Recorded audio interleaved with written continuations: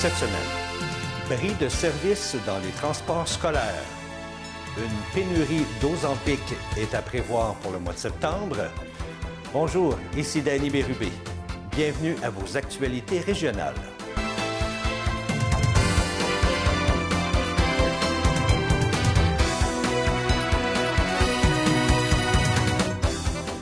Bonjour à vous.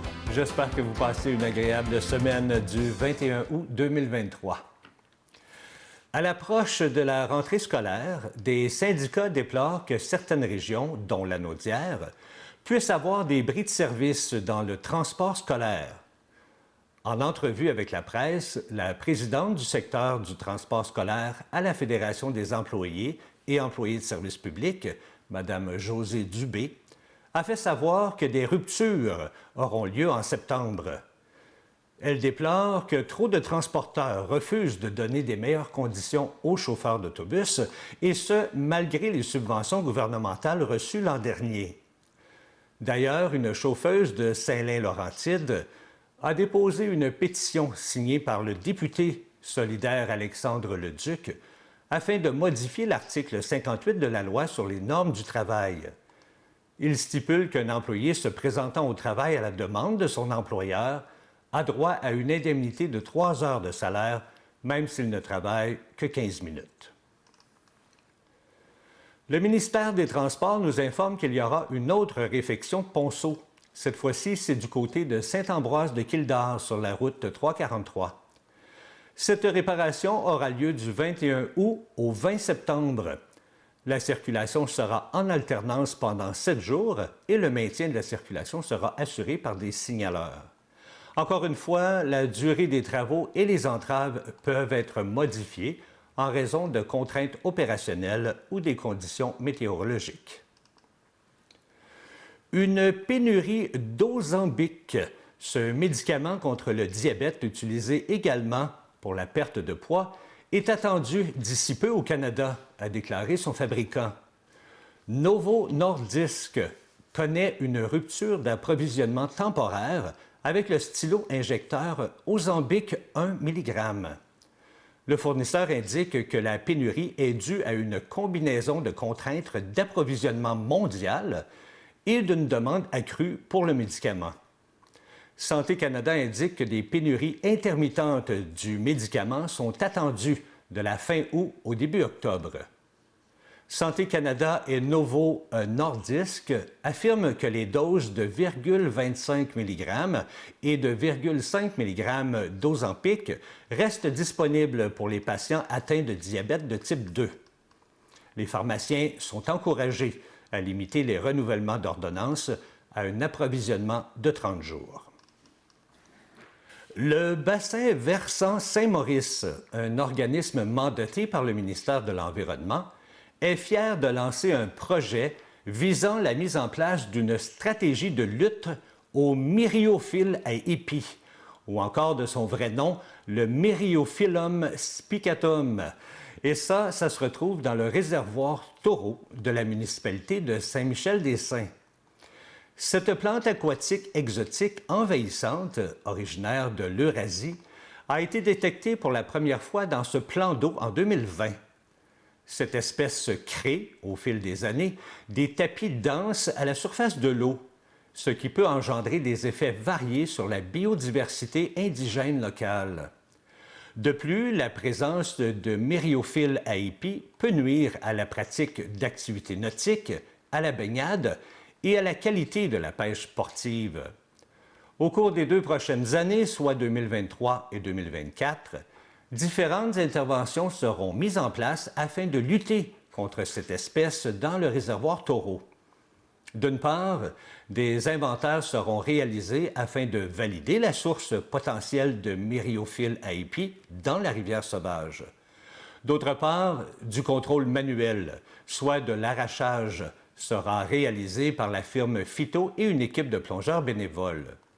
De plus, des bouées seront disposées dans les baies du réservoir où l'espèce a été détectée et des affiches de sensibilisation seront installées à proximité des rampes de mise à l'eau principales.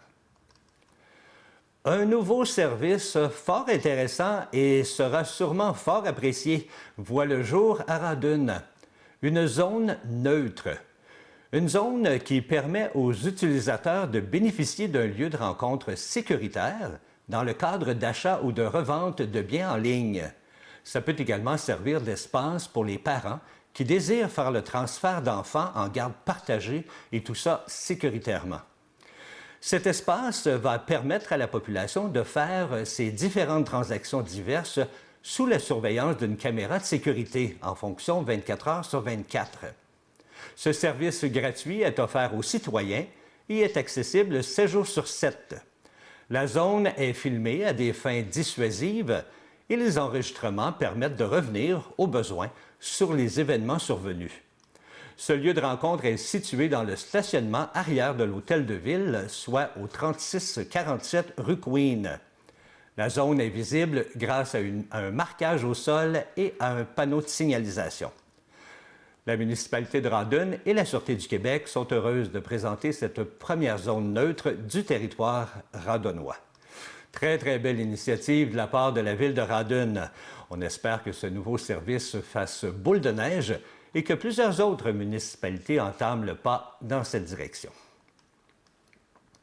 Des experts en santé mentale et un défenseur des femmes souffrant de dépression postpartum espèrent qu'un médicament à action rapide qui a été approuvé aux États-Unis soit bientôt disponible au Canada. L'antidépresseur zuranolone est le premier médicament spécialement conçu pour la dépression sévère après l'accouchement, avec un soulagement qui commence au 3e jour d'un régime de 2 semaines, selon toujours les résultats de 2 essais cliniques. Les fabricants de médicaments Biogen et Sage Therapeutics ont reçu l'approbation de la Food and Drug Administration des États-Unis au début du mois pour le nouveau médicament. Il sera commercialisé sous le nom de marque Zurzuvae. Une porte-parole, dis-je bien, de Biogen a déclaré que les sociétés se concentraient sur la commercialisation de la pilule aux États-Unis plus tard cette année et n'avaient pas déposé de demande d'approbation auprès de Santé Canada, mais qu'elles exploraient les possibilités de rendre le médicament disponible à l'extérieur du territoire américain. Jusqu'à présent, un seul médicament, lancé en 2019 par Sage, cible la dépression postpartum, mais il est administré par voie intraveineuse dans des établissements médicaux américains pendant 60 heures pour un coût de 34 000 américains. La docteure Diane Franqueur de la Société des obstétriciens et gynécologues du Canada affirme que la réponse rapide du nouveau médicament rassurera les femmes qui pourraient craindre l'utilisation prolongée d'antidépresseurs généraux. Lors de la séance du Conseil tenue le 10 juillet dernier, Saint-Félix-de-Valois s'est joint à la Déclaration pour l'environnement de l'Anaudière. Mais qu'est-ce que ça signifie? Eh bien, quand on sait déjà que les changements climatiques provoquent des bouleversements mondiaux qui entraînent une augmentation d'événements météorologiques extrêmes, altèrent les écosystèmes, menacent la sécurité de millions de personnes et génèrent des coûts de plus en plus élevés pour les communautés. Eh bien, dans chaque région et chaque municipalité, des mesures concrètes doivent être mises de l'avant par les décideurs municipaux pour adapter les milieux de vie, les infrastructures et les services à la population. Les changements climatiques nécessitent donc un engagement politique et impliquent des décisions à court terme, parfois difficiles, mais pour un effet positif à long terme.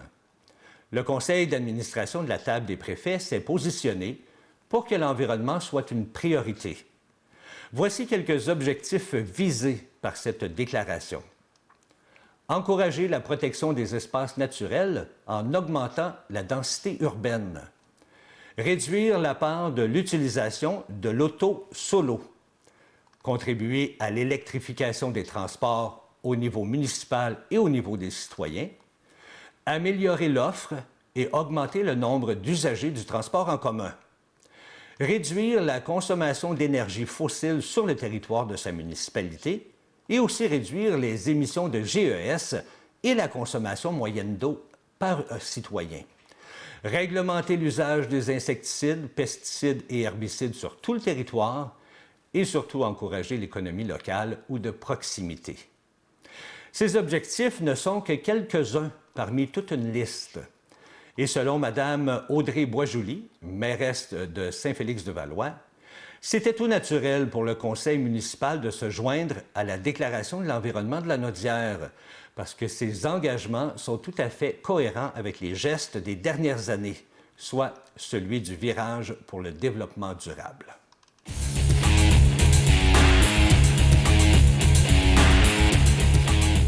Connaissez-vous le village Canadiana?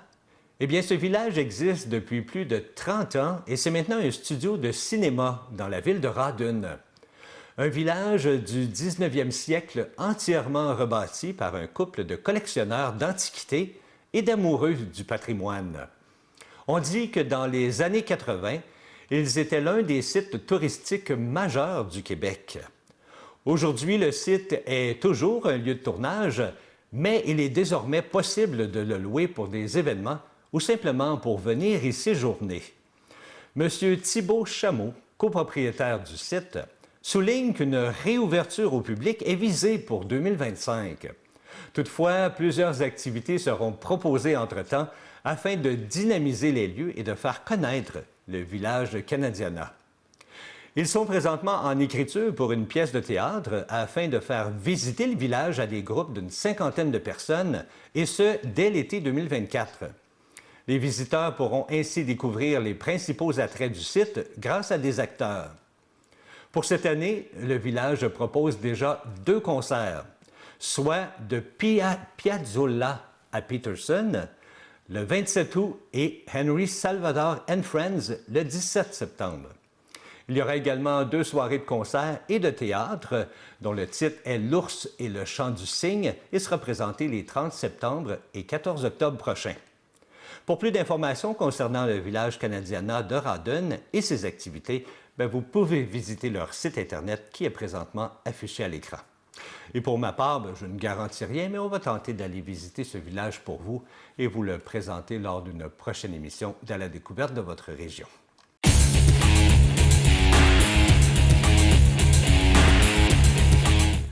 Maria Courchaine-Panfili, cette jeune athlète de haut niveau en patinage artistique de Berthierville, vient d'être sélectionnée pour aller performer sur le plus gros navire de croisière de la planète, le Wonder of the Sea. Cette jeune femme de 23 ans sera la seule patineuse québécoise sur ce paquebot de la ligne Royal Caribbean. Elle partira le 29 septembre prochain pour Miami et ne reviendra que le 27 mai 2024. À bord du bateau, Maria participera à des spectacles 3 fois par semaine et offrira 2 représentations au cours de chacune de ces soirées. Elle s'entraînera cependant tous les jours et devra aussi contribuer en faisant de la figuration ou en aidant au changement de costume lors des autres spectacles de la croisière. Même si c'est un environnement très festif, elle mentionne qu'elle ne va pas là pour faire le party, mais plutôt que ces 8 mois de spectacle lui permettront à quelque part de prendre une certaine pause, parce qu'elle explique que les compétitions de patinage artistique et l'entraînement pour s'y préparer sont très difficiles pour le corps. Et ce genre de routine, elle le vit depuis l'âge de 3 ans. On lui souhaite de vivre une très, très belle expérience durant ces croisières. Amateurs de hockey, vous serez heureux d'apprendre que la Ligue de hockey junior majeure du Québec sera à Saint-Gabriel très prochainement. Ce sont les Voltigeurs de Drummondville qui seront de retour à l'Arena Family Prix de Saint-Gabriel pour une 3e fois. Pour l'occasion, les Voltigeurs croiseront le fer avec les champions de la Coupe Memorial, les Remparts de Québec, le vendredi 25 août prochain, à compter de 19h30, dans le cadre d'un match préparatoire. Les billets sont déjà en vente au coût de 18 $ pour les adultes et de 10 $ pour les enfants de moins de 16 ans. On peut attendre également le soir du match pour acheter ses billets à la porte. L'ouverture des portes est prévue à 18h et bien sûr, premier arrivé, premier assis. Voilà, c'est ce qui complète vos actualités régionales. Si vous avez été témoin d'une nouvelle, faites-nous le savoir en nous écrivant ici à CTB TV. Cette semaine, ne manquez pas l'émission « À la découverte de votre région ». On vous fait découvrir le vignoble de Saint-Gabriel et surtout le métier de vigneron. Très, très belle émission. C'était Danny Bérubé pour vos actualités régionales. Bonne journée.